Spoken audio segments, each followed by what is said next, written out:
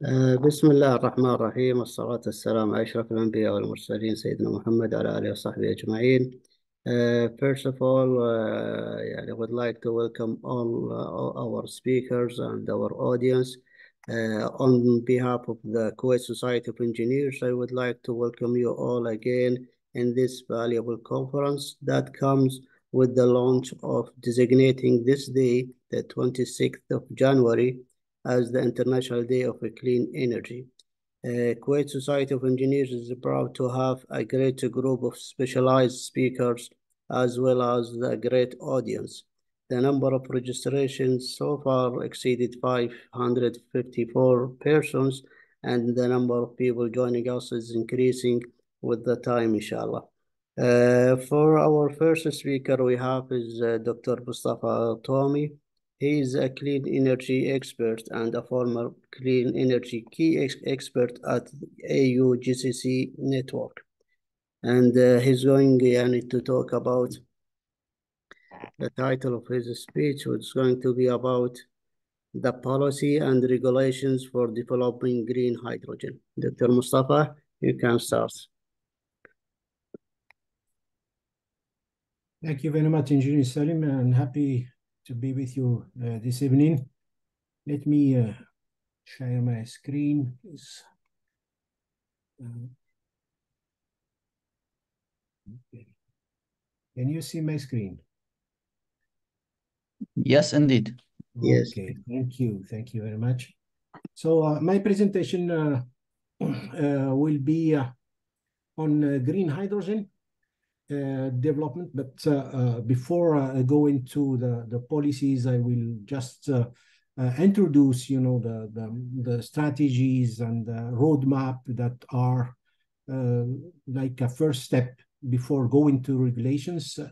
Every country have to define, the strategy or roadmap for this development, because the strategy is a holistic framework that embrace a lot of component, and we've seen in a case study for the UAE how important is to have this first layer of thinking, and also to set up targets and see how this green hydrogen will evolve and will be developed in a country. So yes, strategy and roadmaps. So first of all, just a brief introduction about, maybe I will see, yes, better like this. Yes, for any energy transition, we have to tackle many challenges. How to democratize this energy, decarbonize. We see that for climate change, it's essential to have this decarbonization in all the sectors of the economy, decentralized, because sometimes we are far from the demand centers. So it needs infrastructure, it needs, a lot of investment. So the plants or the renewable energy plants or the clean energy technologies are close to the demand, less we will have issues with losses and investment. Digitalize also those technologies that will improve the efficiency, and also have more flexibility, and we can also improve our governance, transparency, and all those things. And of course, that will also allow market to grow very fast. Disruption, that is, I think, one of the elements that I added, because in general, there are four Ds. But disruption is also becoming important, and more important than in the past, because, as you know, we are facing some challenge regarding the supply chain, countries in conflict, rapid change in the prices, so on and so forth. So that is, I think, just a brief introduction. For the technologies, that is also an element that we have to choose which technology we have to introduce or have to develop in any energy transition strategy. So renewables, as I said, in all the sectors, because in sometimes we are talking about renewables in the electricity sector, but it is our wrong, conception of things. But in other hand, we have also some difficulties and challenges to introduce renewables in those sectors that we call the hard to abate sectors like industry, transportation. So that is, I think, where green hydrogen become interesting is flexible. It's flexible. It's also can be introduced in industry processes, also in transportation. So that is like a complementarity of renewables, but renewables have to go first on the electrification. We cannot produce hydrogen to produce electricity because we lose a lot of things. We lose also efficiency, and the cost will be more expensive.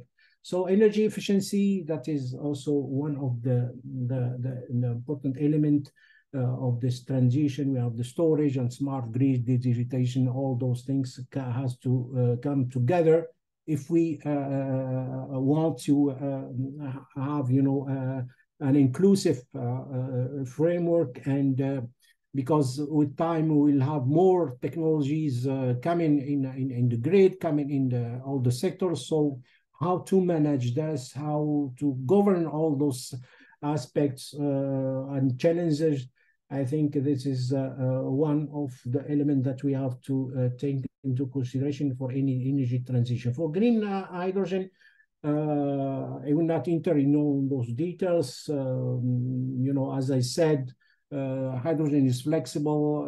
It can be used in industry, in transport, and we can also produce all those derivatives, chemicals from hydrogen. So it's plenty of opportunities. Decarbonize those hard to abate sectors, power grid balancing with the storage.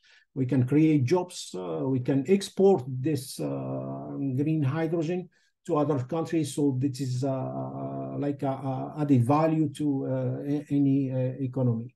So we have the opportunities, but sure we have challenges.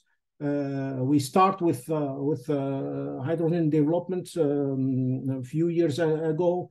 So the cost is still a little bit high, between $3 and $8 US. But it depends on the method of production and the efficiency of the process. But also we have the water requirements between 9 and 30 kilograms in some countries with water scarcity. It is difficult, to develop green hydrogen. Otherwise, we can, use desalinated water, so that can be one of the options. We can expand and develop also the infrastructure.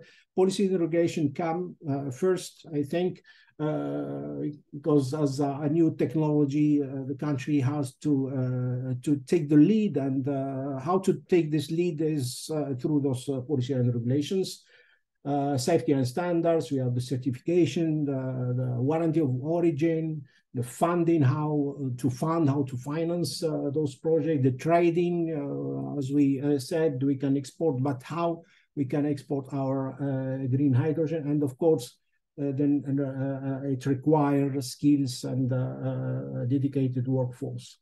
For this roadmap or a kind of strategy during the 2030, by 2030, we have to be ready, to have, a mature hydrogen with less cost. But in between, we have to speed up, all the processes, starting by the strategy and targets, the policy, the regulations, the institutional framework, the infrastructure. But also we have, after that, to support those institutions and also tackle and remove the remaining barriers, consolidate all those things through a holistic overview, market integration in all the sectors, infrastructure expansion. If we want to export, we have to prepare our port. We have to also to build new pipelines or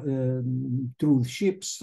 That can be, very challenges, but it's essential. The green hydrogen reach maturity. Yes, maturity on the side of the market, but also on the efficiency and reducing cost, particularly for electrolyzers.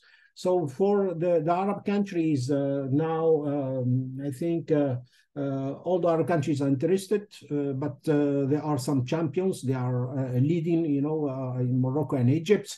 They already adopted the strategies. So we have also Algeria, Jordan, and lastly, United Arab Emirates, who also published a strategy. The Kingdom of Saudi Arabia launched this huge NEOM project. I think it's very important to have this in mind. Is huge because it's as Belgium, as an area, it includes all those facilities, include the research and development, port and all the logistics. Oman also initiated a green hydrogen very ambitious program. Tunisia, they started, to identify the potential of green hydrogen, and they develop also a preliminary roadmap. Lebanon, we started with a kind of potential analysis for hydrogen, particularly for local demand. So for United Arab Emirates, as we can see here in this figure, we have, they highlighted 10 pillars or 10 components, including policy and regulations, but you have the finance, we have the industry development, the local content, of course, sustainable commercial and economic models. You have also the skills, educations, global collaboration, resources and asset, the climate safety. It's very important, the climate safety, because hydrogen is very volatile and can damage a lot with some explosion hazard.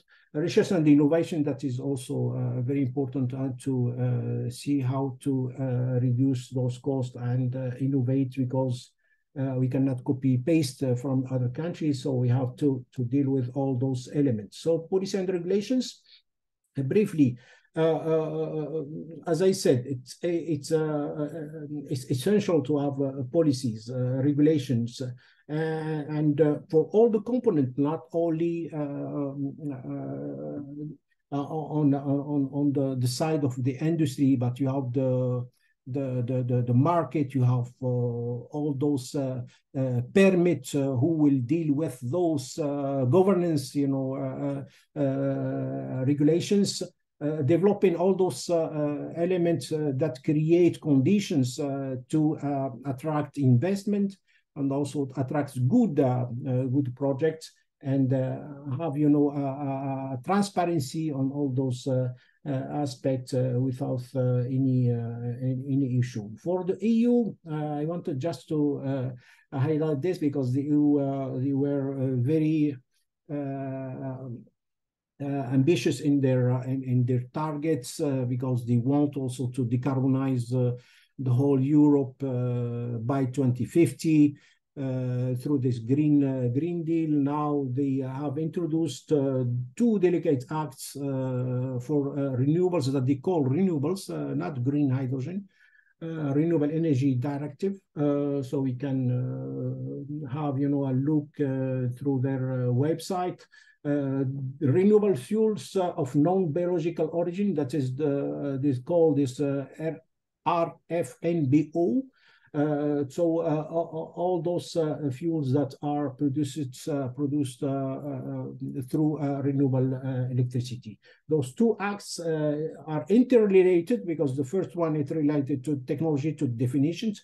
The second one is related to the emissions, how to calculate the emissions through the whole value chain of the renewable hydrogen. So EU aims to reach 10 million tons of domestic renewable energy producing 10 tons of imported also of renewables hydrogen in line with the Repower EU plan, but because the directive also has been updated. So the first one, as I said, it's more technical. It clarified the principle of additionality, because when they said renewables, you don't have to use what exists as renewable energy projects for electrification, but you have to build new plants, renewable energy power plants dedicated essentially for hydrogen production.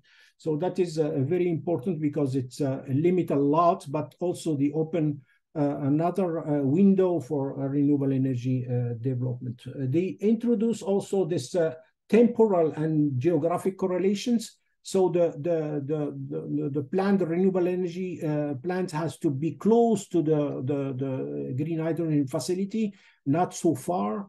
And that is the geographic correlation, but the temporal correlation, it's related to the intermittency, also the production of renewables during the day or during the whole day, 24 hours. So you have to be clear, and you have also to gather all those data to prove that this green hydrogen has been produced by renewables or not. That is the case, of course, when the facility, the green hydrogen facility, is connected to the grid.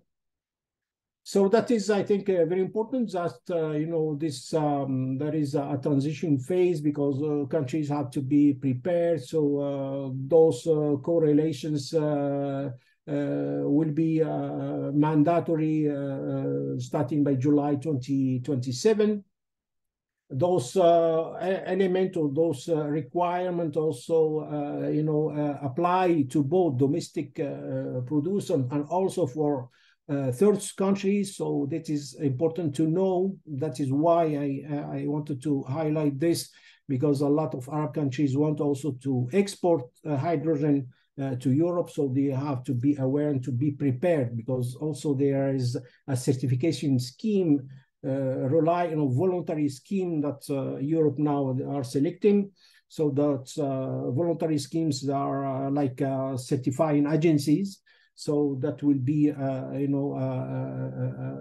have qualification from the EU and approvals. So as I said, the second Delegate Act is more linked to those certification and how to calculate the life cycle greenhouses through the value chain of hydrogen. Last update, they updated, those acts on December 2023. So it's completed the regulatory framework for hydrogen with the agreement on the hydrogen market rules, because they wanted also to see how the market will be regulated. And also they created a dedicated, institution called ENO to govern the future development of European hydrogen infrastructure. So with that, they will separate, because there were a lot of debate and the option, to have, the gas, European gas infrastructure institution to deal with the hydrogen, but the Commission and the Parliament said no. We have to create a dedicated one, so they can deal separately from the gas. Also for Egypt, I think... one minute, Dr. Mustapha. Okay, I'm concluding. Just I want also to highlight the Egypt case, because Egypt is the first country who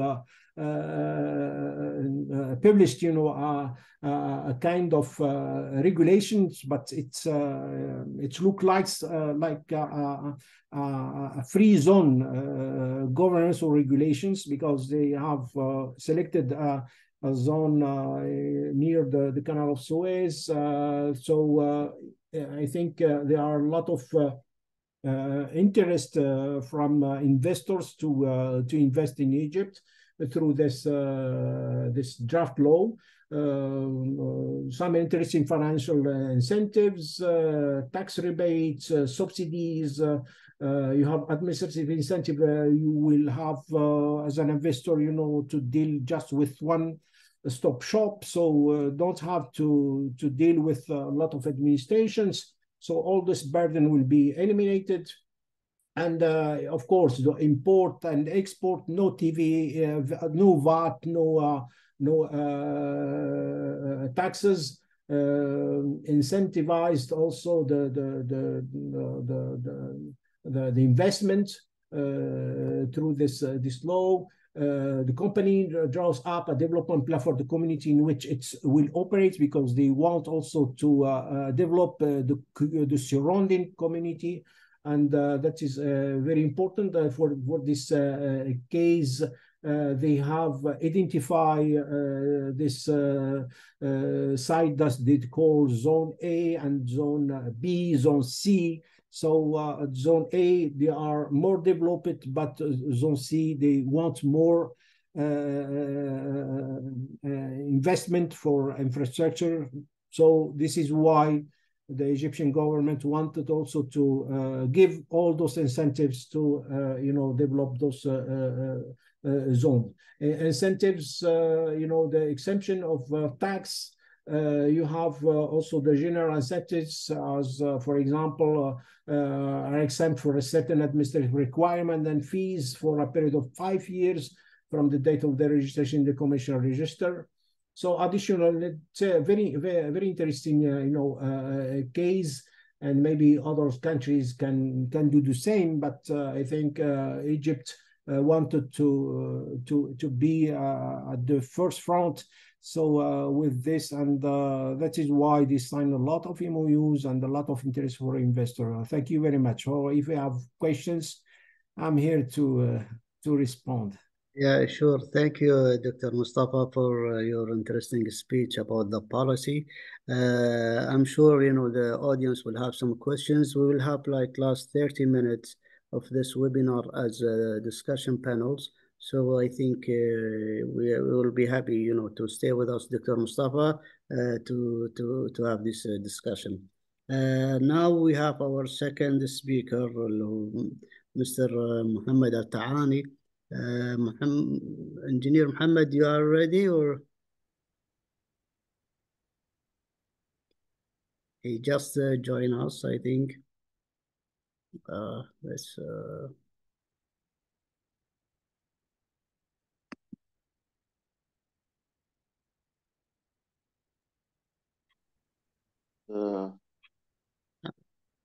ولا بدي اطلع هذا. حياك الله مهندس محمد.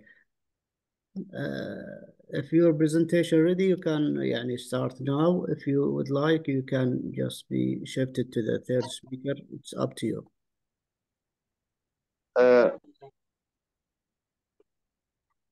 Just 1 minute to, yes. I send it my presentation. You have it, I think. Yes, I have it. Do you want me to share it? Or you will share it from your device? Because I first, yes. Come on.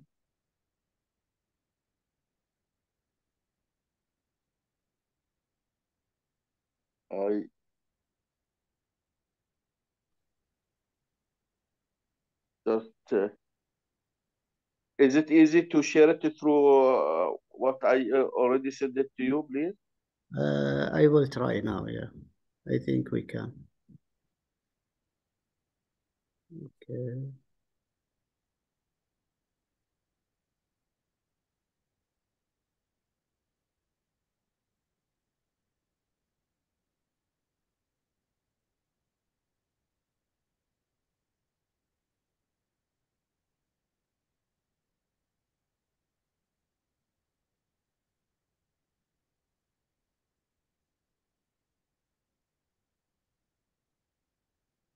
Okay.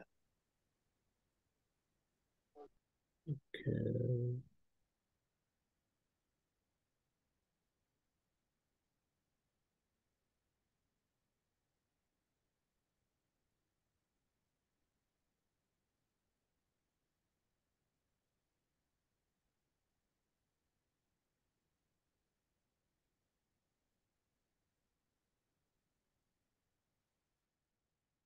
Yes, I think you can see the screen.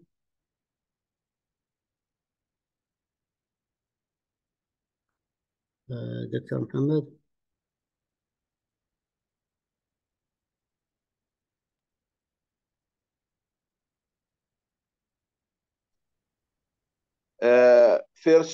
First of all, allow me to thank His Excellency Engineer Salim Al-Ajmi, and we are proud about you, Engineer Salim Al-Ajmi, as you are in the board member in the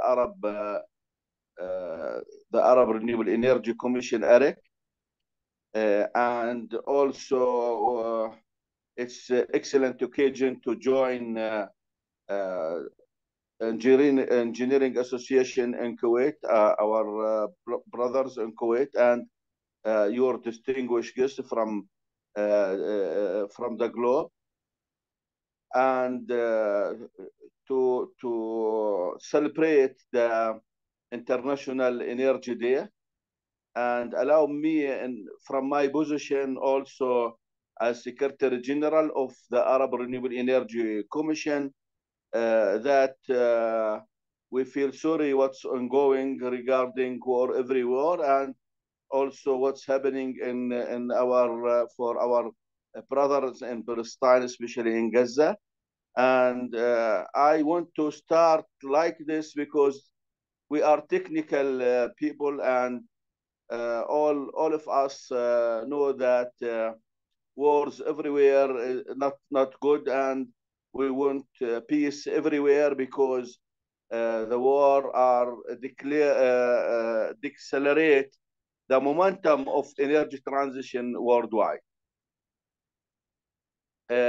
We have a good target in the Arab world regarding renewable energy and sustainability, and all Arab countries are doing many things in this regard.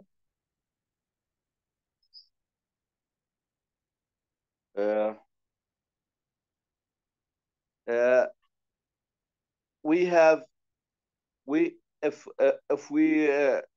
we can see regarding the energy transition in the Arab world, we are targeting more than $1 trillion by 2050, and this target more than 90 gigawatt from renewables. For example, my country, Jordan, I am proud about my country, Jordan, because we succeed then 2.6 giga from renewable energy, and Jordan is one of high contribution for renewable energy, and also we are advanced in the use of electric vehicles, and Jordan within 3 years maybe will be the first Arab country in the use of electric vehicles with excellent infrastructure for that. Also, the most important figure worldwide is King Saudi Arabia, and we are proud that King Saudi Arabia is the lead country for the domestic source of energy by oil, and also King Saudi Arabia, through their vision, national vision, by 2030 also will be the leader worldwide of renewables, and they target about 60 gigawatt from renewables. Also, we have through AREC our own strategy. Next, please. Yes, we in the Arab region we have our own strategy, but first of all we can get a good example from United States and China and the contribution of renewable energy, and it's still less than the target worldwide, because if we go to China and United States, it's the high consumption worldwide, and you can see the natural gas become 32 in United States, and they need much more offer to reach the target that already existed in Europe or what we are targeting in the Arab world. Next slide, please.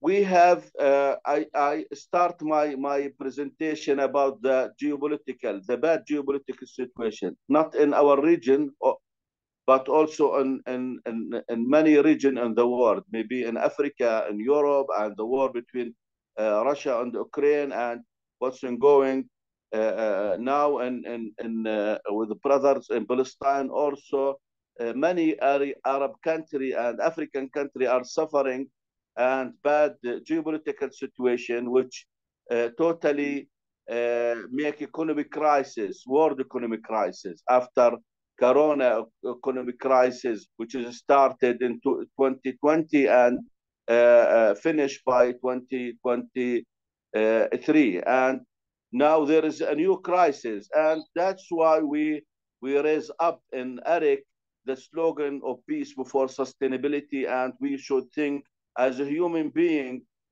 despite the religion, how we can save in peace. And now the politician people should work hand by hand with the technical people, with researcher people, and everywhere to guarantee about how to solve this multi-energy crisis. And this political issue make fluctuating in the price of domestic source of energy. And this will also influence the energy security and unstable regarding the energy supply security from the source, and also we cannot guarantee the continuity of energy. And if we think about the renewable energy, we cannot manage renewable energy without a smart grid. And that's why, for example, Jordan, we are proud about, we are peace country, and we have balance in our policy in my country, Kingdom of Jordan. But we cannot, for example, have a smart grid in the neighbor country because of this bad geopolitical situation. And if we need to encourage the use of renewable energy for mega projects and to have interconnection between countries, it's very difficult situation, and we cannot manage that because we have in Jordan have surplus energy, and we cannot know how to manage this extra energy which is coming from renewables, and how we can give it to international connection because this bad geopolitical situation. And we need infrastructure, and this infrastructure need a lot of investment to make its a green corridor between countries and make interconnection, and maybe this up to $1 trillion between the Arab countries, because the Arab countries are in the hub of the world. And for example, from the Middle East, we can connect between Africa, Europe, and then we can make this interconnection. And our vision in AREC, in the Arab Renewable Energy Commission, to have one utility for all Arab countries, while also we need also one connection worldwide to achieve more of renewable energy. And all of us, we know about sustainability and renewable energy, and these 17 goals are targeted by United Nations. And next, please. We can see our Prophet Muhammad sallallahu alaihi wasallam already have mentioned that people, not Muslim people, all people are partners in water, energy, and food. And that's why all the Arab countries and want to contribute for the best use of energy, and to make the achieve of sustainability, and it's the target for our green generation, and how we can depend more in the energy strategy in the Arab country. Next, please. This I already mentioned about what's the mean of the 17 goals of United Nations, and we want to achieve that. We want to achieve that. That's mean we should manage and solve all hot issue which I mentioned about the difficulties and the unstable of geopolitical situation worldwide. Next, please. And the criteria for the future fuel need to be reviewed everywhere. And I want to this figure to describe the situation in the Arab country. Really, Arab country are from Allah one of the richest people worldwide. We are in total about 400 million inhabitants worldwide, but we are one of the richest in natural sources, which is alhamdulillah ni'mah from Allah. And also we have plenty of well-educated people, and despite of that we have no contribution really in the first industrial revolution, and in the second industrial revolution, the third industrial revolution, and we are in the fifth industrial revolution. And that's why we have a good example that Arab people should educate from it, because we have like Dutch disease.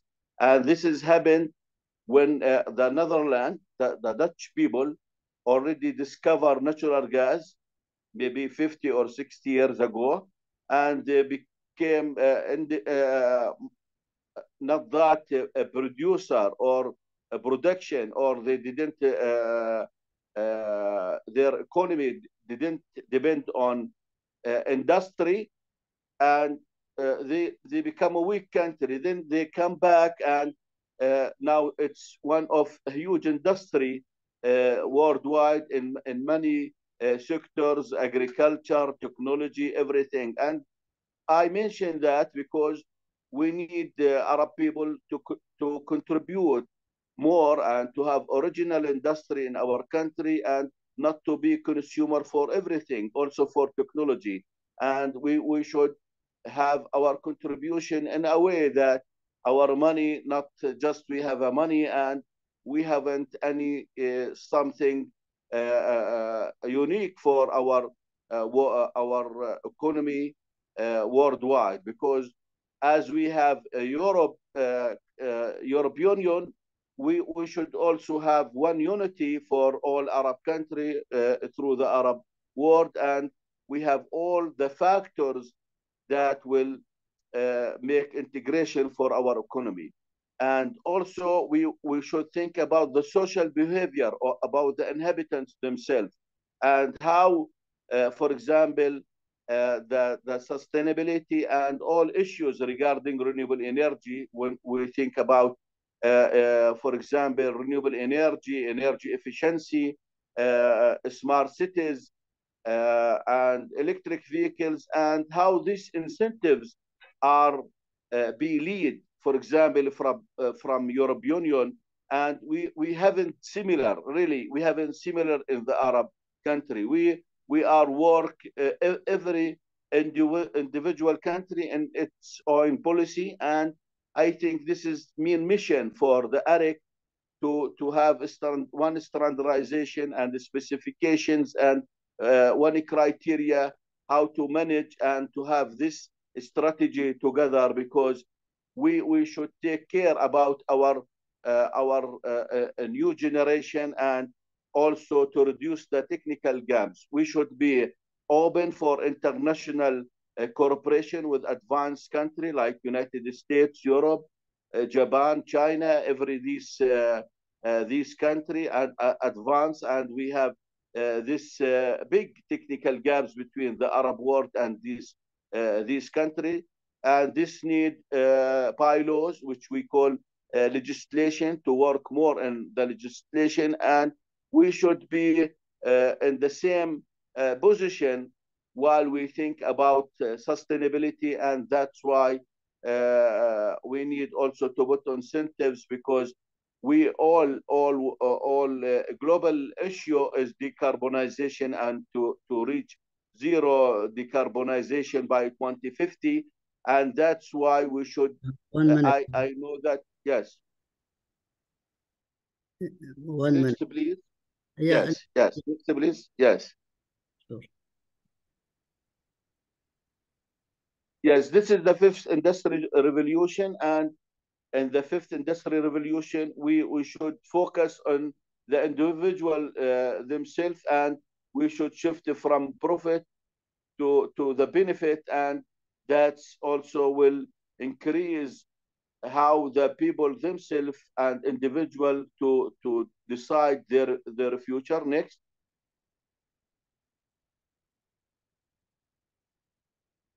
And you know that this is a good example for electric vehicle and how it's increased through the incentives given by European Union. It's increased by 3% in the year 2022. Next, please.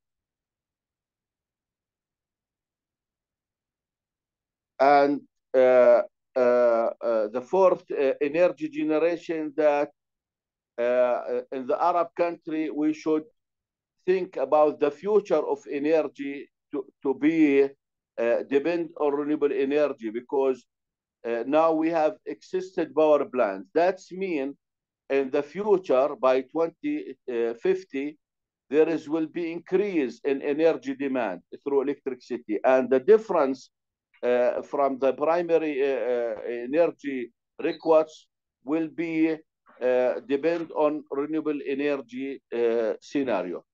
The last slide, please. And this is our strategy we already speak about, and we need all the Arab country to reach this strategy to have 30% of renewables by 2030, and also 30 from energy efficiency.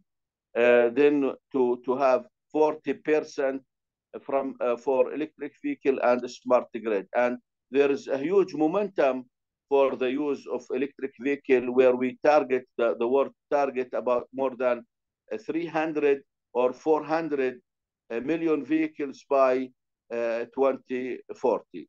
Thank you, Your Excellency Engineer Salim Al-Ajami, and I try to be short and brief, and I want to squeeze all issues in this regard, and I try also to be frankly talking, and for opening the cooperation between our friends from different country, and you did very well, and we proud about your relation worldwide, and this will be a huge potential for momentum of cooperation between Arab Renewable Energy Commission and through your network in this high equality people and estimated guests from a globe. Thank you.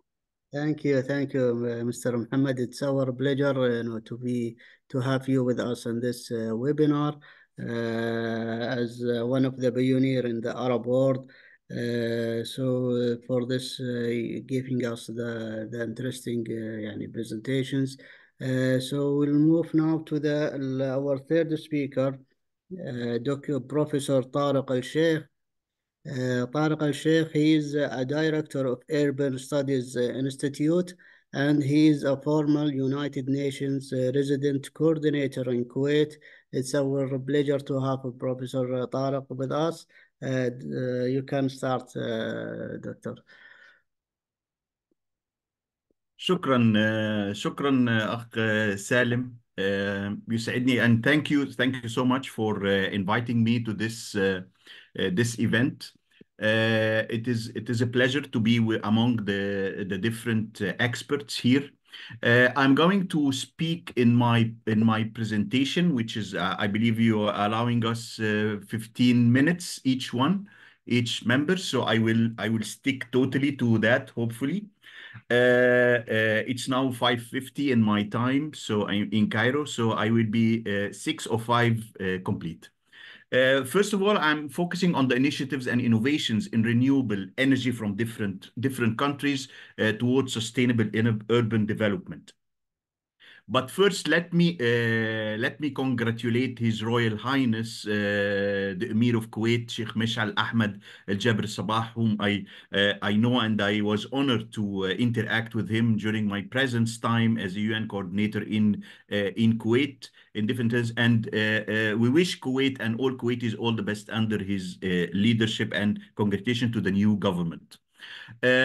It is very important to talk about the experience of the Gulf countries, as we are talking about Kuwait and Kuwait initiatives, and there is lots of experience for various sustainability initiatives that focus on sustainable, particularly urban finance, that have been associated with their national climate actions.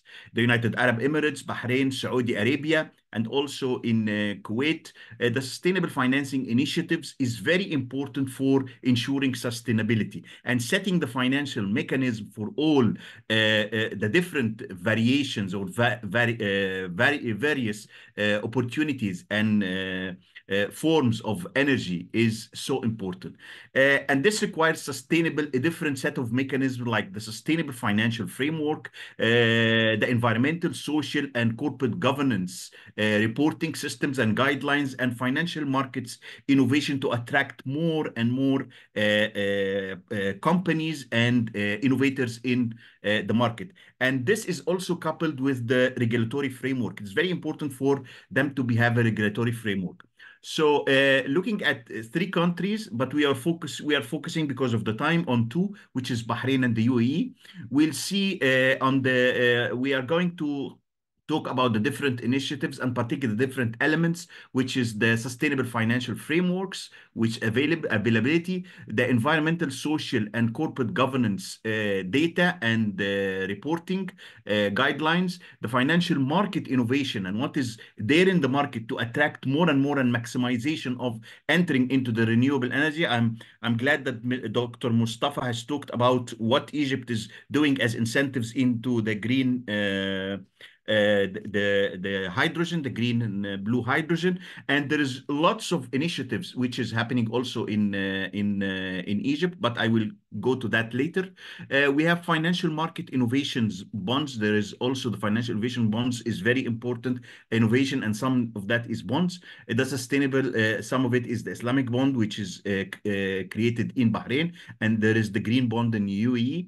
And the sustainable finance education initiative is very important that we educate people, consumers, and also producers on the different forms and opportunities that's available in the market. And also from the government side, it's very important that we also have a supportive regulatory framework, particularly when it comes to public-private partnerships. And I believe this public-private partnership, Kuwait is very advanced in that, in the forms of advancing different options and forms of partnerships. When we talk about Bahrain, in Bahrain, they have launched Vision 2030 under Bahrain National Policy Framework, and this capitalized on the country's natural resources. They increased investments in technologies that reduce carbon emissions and also pollution, improving energy efficiency, and also promoting renewable energy use and production.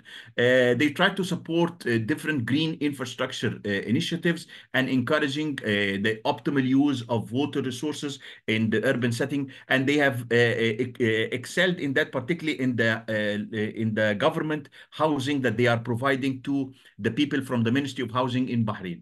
Bahrain has developed a sustainable energy unit. This has been leading on the national energy action plan. Based on the plan, they have allocated US 480 million for Askar waste to energy facility, and this is one of the options, recycling and using the recycling materials into a generation of energy to have a capacity of 1,068 tons per day, and this generating approximately 25 megawatt of electricity. The country aims to reach 70 megawatt of renewable by 2030. 30 with a mix of solar, wind, and waste to energy pan. The diversity in energy forms is so important. You cannot rely fully on renewable energy, solar or wind, and ignore the fossil fuel energy. So there is always a need for a mix, and this is should be very clear to all of us. In 2010, Bahrain Association of Banks also established the Sustainable Development Committee to enhance the role of banking sector in the sustainable development finance, and worked for increasing the financial and investment flows to sectors such as particularly education, healthcare, agriculture, development, sustainable energy, infrastructure, transport, and green finance, and also trying to green their buildings and infrastructure. And this led to the developing of the national sustainable financial system that focus on two main areas: establishing a sustainable and green financial frameworks and financial sustainable infrastructure. And those two are very important for advancing the new and innovative approaches to a mix of energies. They internalized also sustainability in the bank's operations strategies, informed by developing innovation, green financial tools, and disclosing and reporting on green activities. This is part of the innovations that actually Bahrain has been leading on. Bahrain also, they have when we talk about Bahrain and their work, they have the energy unit developed the national plan, the plan of the Askar plant, and also the Tamkeen Renewables loan. This allowed to promote sustainable growth, entrepreneurship, and innovation, particularly in renewable energy, extension of green loans, and increasing the finance of an environmentally friendly project, and the Islamic Sharia compliant solar financing scheme. And this has also actually target groups who are actually more and more into Islamic financing and resort to Islamic financing better. So they had a mix of all the market shares, and also greening the stock exchange. And this is also very important. And in Kuwait also, they are leading. The stock exchange of Kuwait has been also leading in greening and promoting green issues and women initiatives in green economy. And they joined the United Nations Sustainable Stock Exchange initiative. They promoted environmental, social, and governance environmental, social, and corporate governance disclosure practices among the Bahrain banks and listed firms and investors. They devised a comprehensive action plan of sustainability-related initiatives as well, and awareness workshops. So this goes to also the sustainability education, which is very, very important in our target here. And on the other hand, for the United Arab Emirates, which is as a leading player in the environment, this is what they promoted from their strategy. They tried to work on launching the Green Economy for Sustainable Urban Development Initiative, embed green growth into national strategies, position the nation as a model for a low carbon green economy, and become a global hub for environmentally sustainable development. The initiative is supported by 12 programs that they have initiated, including the Green Diversification Program, which actually itself consists of several sub-programs such as the Green Finance and Investment Support Schemes. This scheme aims to actually enhance the financial sector and try to actually to increase the investment in green and clean energy projects and innovating new green financing instruments. Supporting the implementation of viable green economy projects and programs. They have deployed more than $27 billion in a fund. The fund served as a seed capital to encourage the private sector to increase its investment flows allocated to financially, environmentally friendly ventures, such as the climate and energy related activities. What actually they have tried to do here is sustainable. They have worked on a sustainable finance declaration, indicted financial sector's commitment to a transition towards a more inclusive, greener, and climate resilience economy. Dubai Declaration launched in 2016 and Abu Dhabi Declaration on 2019. 2020, the country published its first guiding principles on sustainable finance, which was considered by them as a milestone.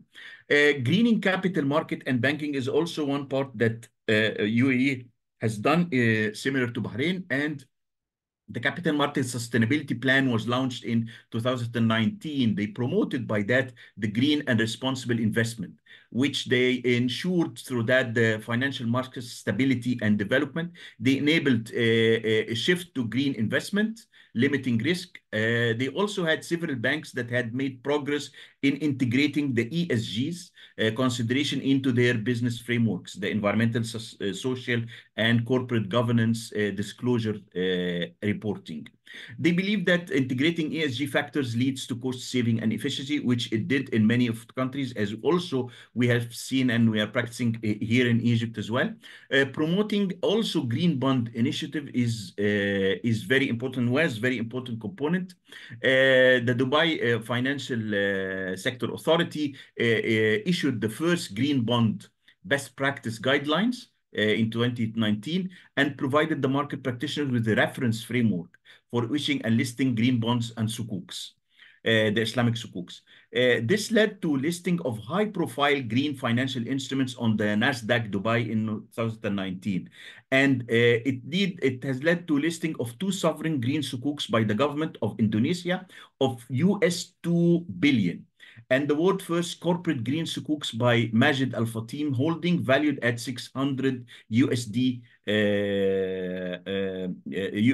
600 million USD. A Euro 1 billion listing by the Islamic Development Bank, a first green sukuk on the Nasdaq Dubai as well. So they have done really good into this part. What is very important also is that when we talk about the clean energy and zero waste targets, UE National Energy Strategy aim to achieve the energy mix of 44% clean energy. And UAE Council also new legislations on recycling and zero waste landfill was one of the 2 issues. So as Bahrain also, they have went into generation of energy from waste, generating per day 30 megawatt with a view to expanding to 90 megawatt. From what we are saying, there is a lot of what I have mentioned, and from the 2 cases and other cases, there is a lot of policy consideration that we need to look at, which is countries in the Arab world can look at, not only Kuwait, but many other countries, that there's still high level of energy consumption and air pollution that we need to work on. A relative lack of modern technologies employed in the sectors of seawater desalination and wastewater treatments and waste management facilities. There is a weaker understanding of the complexity between climate change and socioeconomic dimensions. And there is a lack of proactive measures against climate change engaged by the private sector in terms of finance and investment. And within this, there is a number of recommendations from our analysis that the environment, social and corporate governance reporting is important and we should stimulate ESG reporting and disclosure. The Green Innovation Fund is something that many countries could take as an approach, and having a blended financing window to attract more investments. There is integrated waste management, public-private partnerships that should be also promoted and widely used. And here the experiences of Kuwait in public-private partnership can be actually harnessed in that, and promote different approaches into that, preventing, sorting, recovery, reuse towards sustainable waste treatment, factory and logistics, and a climate action urban hub. And I believe that younger generation has very lots of initiatives and good initiatives. And the best in that, which I have seen during my term here, is the young people of Kuwait and the innovations that they had in climate issues and recycling and renewable. And finally, climate-related statistical capacity. We need data, and we need data to ensure that we are always on track. By now, I have only 1 minute remaining, and I have concluded my presentation on the time frame. So I wish in this last minute to thank you and to thank my dear colleague and friend Dr. Mr. Salim Al-Ajmi for organizing this good and important event. And I hope that I would welcome you next in Egypt. One final last point on that we are now currently finalized a green housing program competition for our younger generations from universities and from other institutions in Egypt to have actually to lead on a mega project of 3,000 housing units, by which we are going to design green, low carbon emission and environmental friendly housing for the lower income groups and for the younger generation. And I'm proud to be the chairman of this committee who are going to judge the competition next month. Thank you so much, Salim, for allowing us this opportunity to connect with my beloved Kuwait and Kuwaitis again. Thank you. Thank you. It's our pleasure, Dr. Tarek, and thank you for giving this interesting presentations about the initiatives of urban development and wide ideas that you present. Very interesting. Now I think we finished the first hour of our conference. I hope you can excuse us to have a short break. And then we can be back in like let's say in 9 minutes. So we'll have break, dear audience. We'll be back at 7:15 in Kuwait time. So we'll have 9 minutes of break from now. Please stay with us, and we'll be start again with our fourth speaker, Mr. Antonio Campos. He will talk after the break about his interesting topic. Please stay with us. Short time and we'll be back. Thank you.